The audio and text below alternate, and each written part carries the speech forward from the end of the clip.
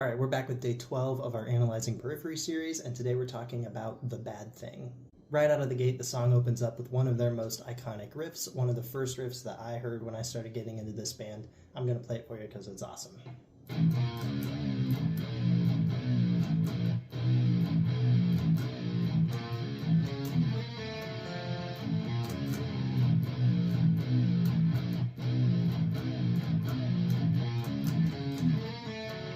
A couple of reasons why that riff is cool. It uses a lot of syncopation like they use in most of their riffs just to give it that unique sounding djenty groove. They also use this open string dissonance,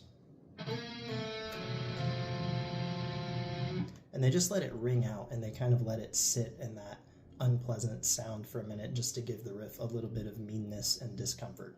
Shortly after, we get a very djenty, very syncopated, groovy riff.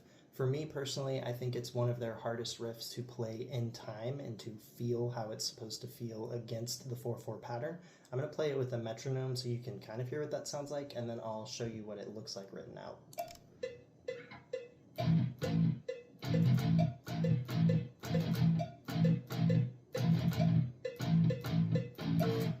So this is what that pattern looks like written out. This is a full repetition of the pattern that then they just displace. And as you can see, it doesn't cleanly start again at the start of a measure. It actually shifts to be on the second eighth note when it repeats again.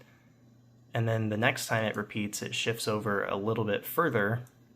And then the next time it repeats, it shifts over even more to start right here. And then they do a little cheater at the end just so it can cleanly reset.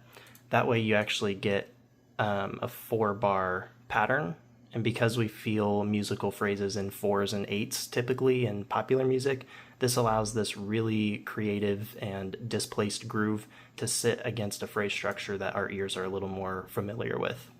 As that riff repeats, eventually we get a lead riff added in and the melody sounds like this.